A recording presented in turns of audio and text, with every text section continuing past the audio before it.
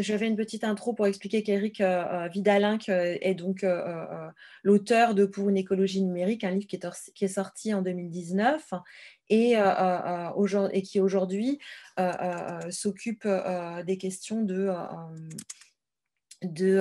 scénario énergie-climat à l'ADEME.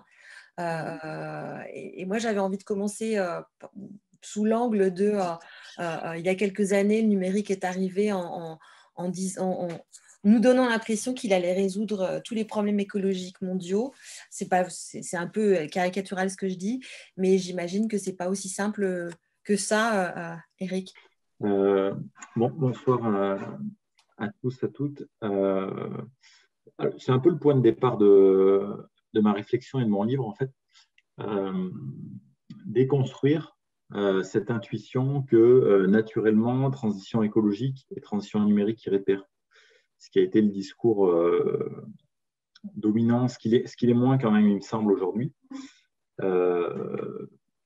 Depuis quelques années, mais voilà, disons qu'au milieu des décennies 2010, on était vraiment dans ce discours, cette lame de fond. Plus de technologie, plus de numérique, c'est forcément plus de dématérialisation. Et c'est plus de vert, c'est voilà, plus d'IT, c'est forcément du green IT, tout va mieux. Tout va aller mieux avec plus de numérique.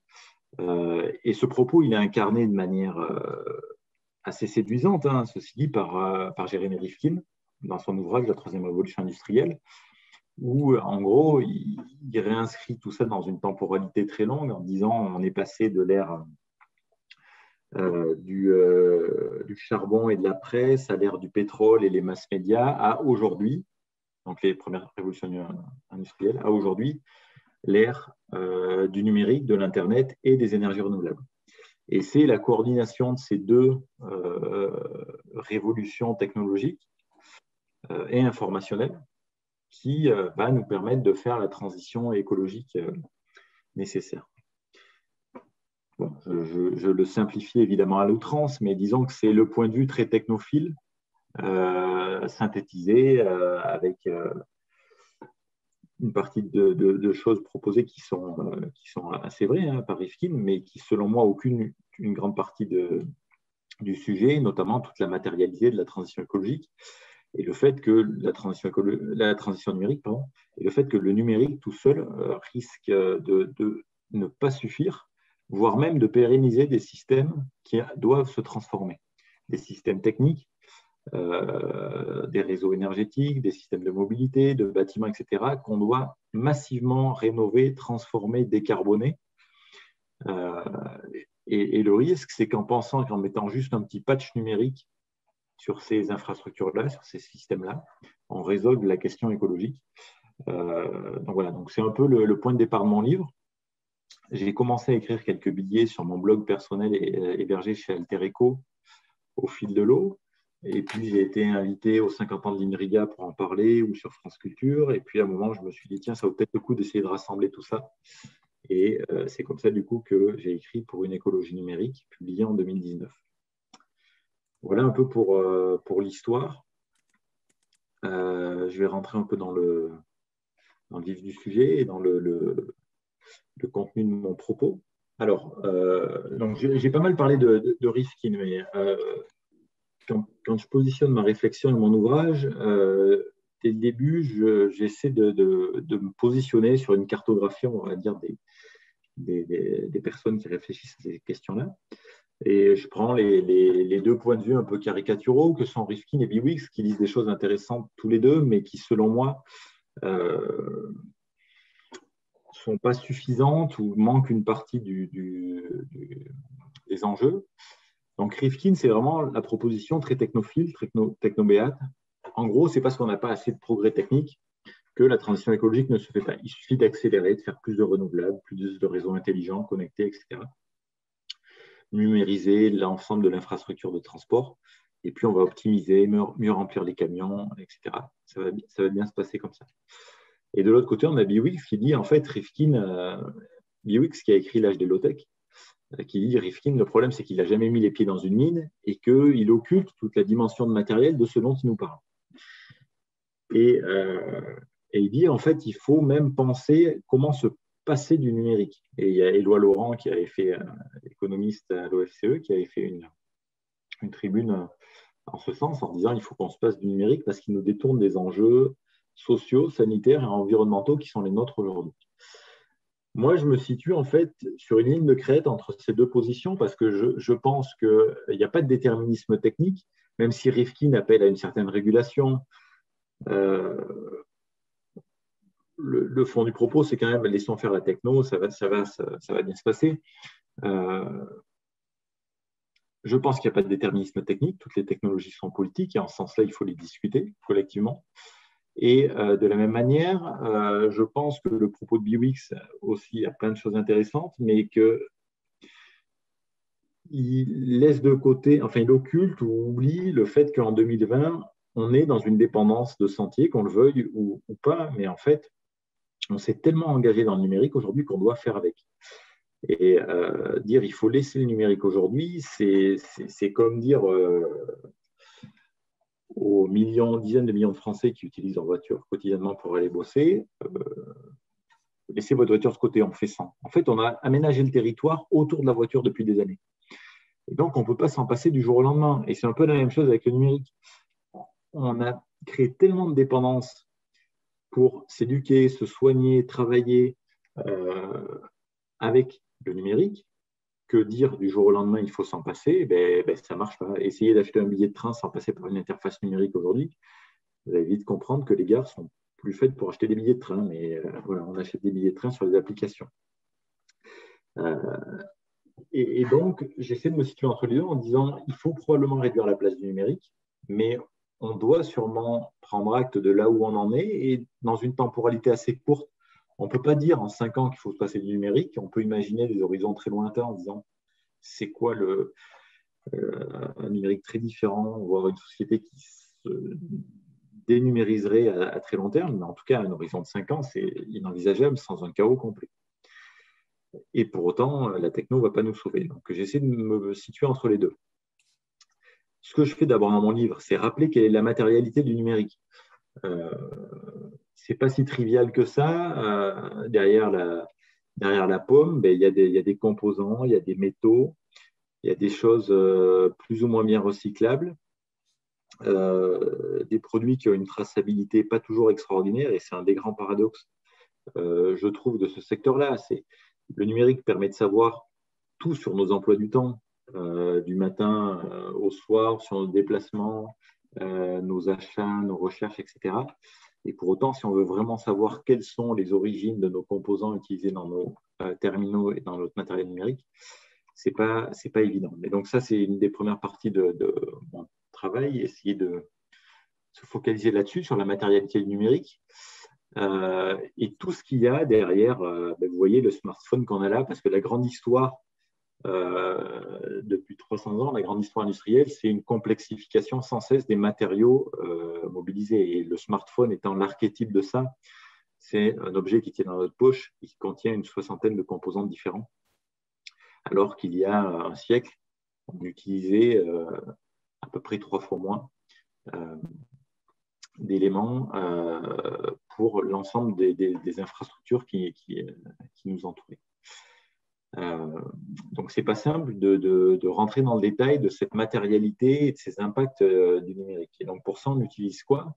Des analyses de cycle de vie qui nous permettent d'objectiver où se situent les impacts environnementaux du numérique et sur quoi il faut agir, le cas échéant.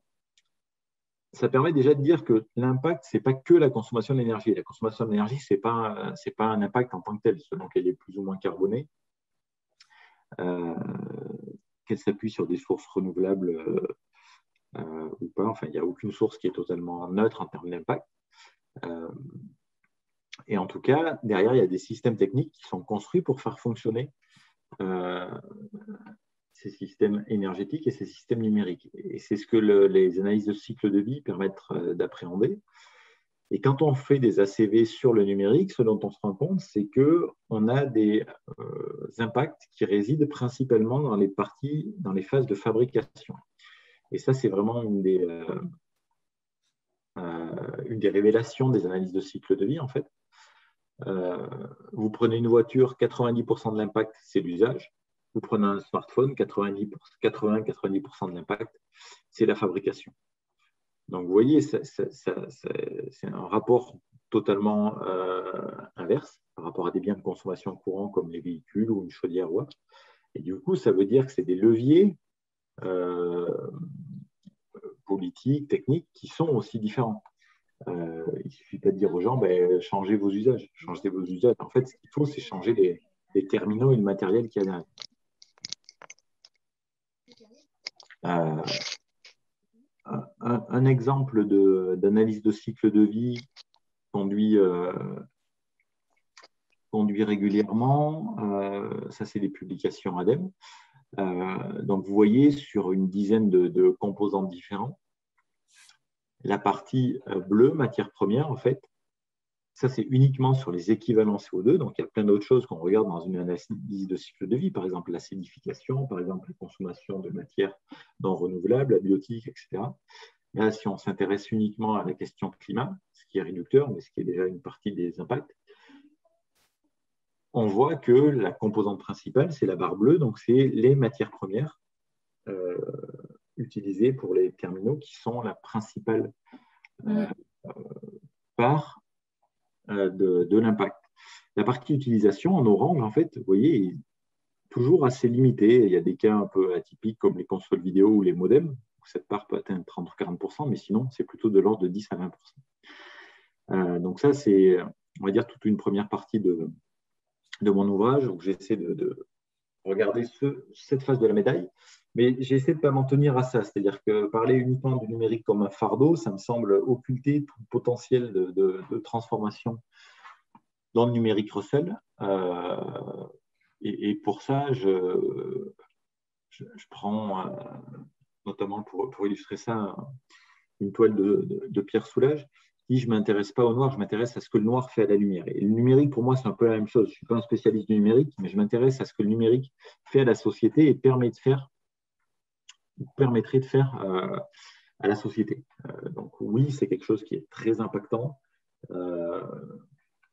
qui est dans des dynamiques de croissance très fortes, qui est très difficile à recycler, mais en même temps, ça change radicalement nos manières de produire, de consommer, d'échanger, de s'éduquer, de se soigner.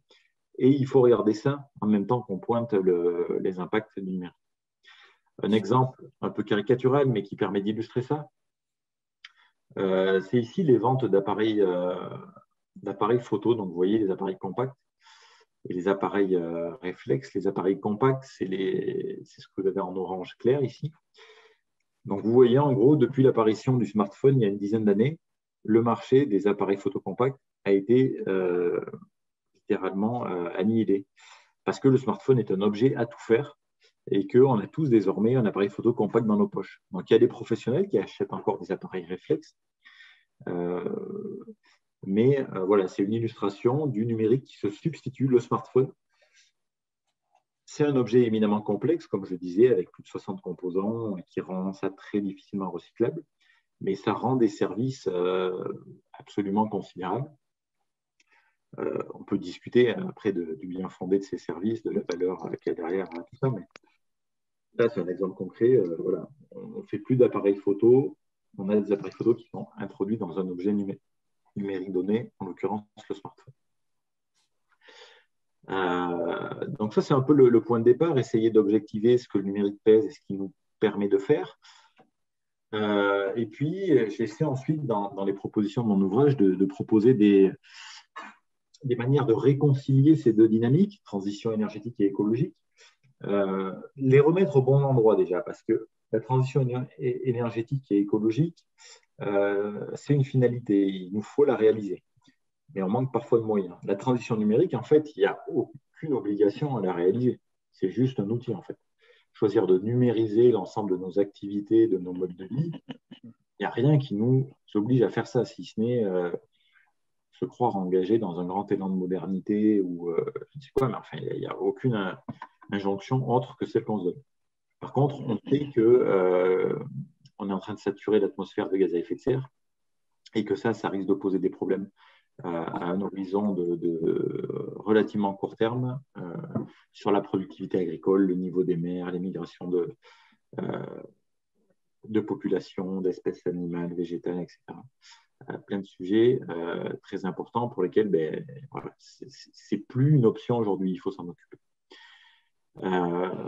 Donc, une fois ces deux transitions reposées, j'essaie de voir qu'est-ce qui pourrait les rassembler et qu'est-ce qui les sépare. Donc, parmi ce qui pourrait les rassembler, il y a la gouvernance qui se recompose dans la transition énergétique, la transition numérique. Il y a une miniaturisation des équipements de part et d'autre. Les systèmes techniques sont invisibilisés de plus en plus. On a une délocalisation des impacts environnementaux et puis on a une inefficacité structurelle. Donc là, une fois qu'on a posé ça, on voit qu'il y a des choses qui permettent de rassembler ces transitions, mais en fait, c'est généralement pas des atouts pour que les choses se fassent dans le bon sens. Et c'est plutôt des freins à une bonne articulation. Et puis, il y a des tensions aussi claires aujourd'hui, notamment les temporalités. Le numérique implique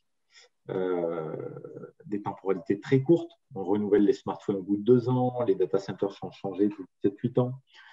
Il n'y a aucun autre secteur où on change de biens de consommation de manière aussi rapide, que ce soit l'électroménager, les voitures, les logements, les systèmes de chauffage. Tout ça, c'est des choses dans lesquelles on investit pour quelques décennies au moins. Et le numérique, lui, c'est un truc qui ne fait que s'accélérer. Et du coup, voilà, on voit que c'est une tension intrinsèque à ces deux transitions. La transition énergétique, elle a intégré cette question de limite avec la question climatique, alors que dans le numérique, on est encore dans l'idée d'infini où les choses peuvent croître parce qu'elles seraient soi-disant dématérielles. Et puis, les temporalités, j'en ai parlé. Donc, on voit que ce n'est pas simple de réconcilier ces deux transitions. Mais néanmoins, le numérique permet d'optimiser plein de choses. L'agriculture, le chauffage, la mobilité, l'industrie, il y a plein de cas, et j'en cite dans tous ces domaines-là dans mon ouvrage, où on va aller chercher des 10-20% d'économie d'énergie de gaz à effet de serre. Mais en fait, selon moi, c'est se tromper que de penser que ça nous permet d'aller dans le bon sens. Parce que l'enjeu, si on a en tête que la question climatique, par exemple, l'accord de Paris, il nous faut diviser par 2 les émissions de gaz à effet de serre d'ici 2030, en moins de 10 ans, à l'échelle mondiale. Ça veut dire que nous, pays riches, avec une responsabilité forte, c'est le minimum. En gros, il faut faire plus que ça. Et donc, comment on fait plus que ça Eh bien, ce n'est pas avec un patch numérique, mais c'est vraiment en transformant le logement, la mobilité, les systèmes productifs industriels, et non pas en les pérennisant, justement, en optimisant ces systèmes-là. Et donc, c'est vraiment pour ça que je pense qu'il faut reconnaître que le numérique peut nous permettre de faire des choses bien, mais que dire qu'il suffit de poser le numérique sur les choses qu'on fait aujourd'hui et que les choses vont s'améliorer, et bien, selon moi, c'est vraiment se tromper de sens, ne pas prendre des choses dans le bon sens, parce qu'il faut transformer les systèmes productifs et nos modes de vie. Et du coup, je vais terminer là mon propos avant d'en venir aux échanges avec vous. Mes pistes de propositions en 4 points très rapides. Tout d'abord, je pense qu'il faut ce que j'appelle rendre visible l'invisible. C'est-à-dire que c'est le paradoxe que j'évoquais tout à l'heure. On est dans le domaine où on sait tout sur tout le monde, et en fait, le numérique est incapable d'avoir une réflexivité sur lui-même. Ça fait uniquement quelques années qu'on est capable de dire qu'est-ce que pèse le numérique à l'échelle mondiale en termes de gaz à effet de serre et d'impact environnemental. Ça devrait être le truc qu'on suit au quotidien, qu'on est capable de mesurer en permanence. Et en fait, on se rend compte que c'est très compliqué. Parce que c'est des systèmes qui sont complexes, que les chaînes de valeur sont mondialisées, qu'il y a les réseaux ici, les data centers là, les terminaux là. Donc, c'est pas simple, mais c'est quand même assez paradoxal que ce soit un des secteurs sur lesquels on soit le moins renseigné aujourd'hui par rapport à tout ce que ça permet de mesurer. Donc ça, c'est vraiment le préalable. Et c'est ce qui va permettre d'avoir un débat politique serein et objectivé derrière, rendre visible l'invisible, donc le poids environnemental du numérique.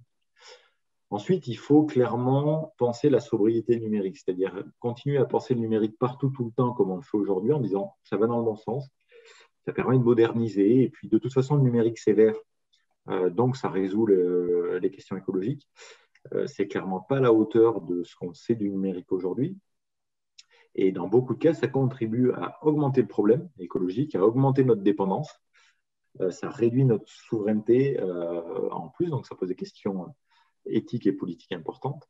Et je pense que ces questions de sobriété sont centrales, c'est-à-dire qu'il faut poser des limites au numérique. Et cette question-là, elle est très politique, ça veut dire où est-ce qu'on veut du numérique, où est-ce qu'on n'en veut pas, et où est-ce qu'on en veut, c'est à quelles conditions et comment. Et le débat autour de la 5G, il est intéressant en ça parce qu'il cristallise ces choses-là au-delà du bien fondé ou pas et peut-être du surinvestissement médiatique qu'il y a autour de ça, mais en tout cas, il cristallise quelque chose autour de cette politisation de ce sujet technique. Ensuite, une fois qu'on a fait rendu visible l'impact du numérique, qu'on a posé des limites au numérique, ensuite on peut le transformer, rendre le matériel plus durable, plus éco-conçu. La première chose, c'est augmenter la durée de vie. Ce que je disais, on ne garde pas assez les équipements, c'est très difficile à recycler. Donc, il faut réparer, il faut réutiliser. Ensuite, recycler, mais c'est compliqué de recycler un smartphone parce que vous avez un nombre de composantes considérable et que personne va les décortiquer un à un et tout récupérer, ça c'est clair.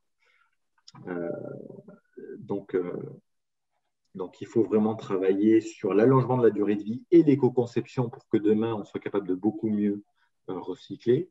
Ensuite, on peut travailler sur le logiciel et les usages, mais comme je vous le disais sur l'analyse de cycle de vie, vu que l'impact, c'est la fabrication, le principal levier, c'est vraiment comment on a des équipements numériques qui durent plus longtemps.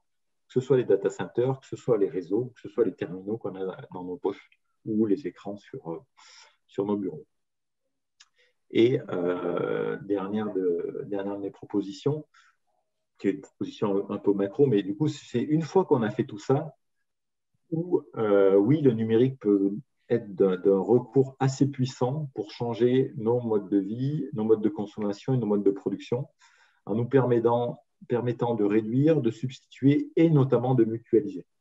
Et l'autopartage, je trouve, est un très bon exemple pour ça. Vous pouvez autopartager avec votre voisin facilement, en lui prêtant la clé, il va vous la rendre, vous mettez un petit mot, etc. Sauf que si vous voulez changer l'échelle et partager avec les gens de votre quartier, on voit bien que ça ne suffit pas. Et en cela, l'application numérique, elle est extrêmement puissante parce qu'elle va amener de la confiance, elle va amener de l'information et elle va amener ce qui permet de mutualiser les équipements, alors que les voitures sont à l'arrêt 95% du temps, ce qui est une aberration. Et pourquoi ça se passe comme ça? Pour plein de raisons, parce que le modèle économique est construit comme ça, mais parce que les outils de partage manquaient peut-être de certaines solutions et le numérique peut vraiment nous aider pour ça. Mais pour ça, on n'a pas besoin de 5G, on a besoin d'un numérique assez basique. Donc la question, voilà, ça permet de repolitiser la question, au-delà de dire il faut plus de techno pour faire ça. Non, il faut juste savoir ce qu'on veut faire avec la techno. Et peut-être que dans certains cas, la 5G peut nous aider. Mais pour des exemples comme cela, ce n'est pas le cas. Voilà, en guise d'introduction et de présentation rapide de mon ouvrage, ce que je peux vous proposer.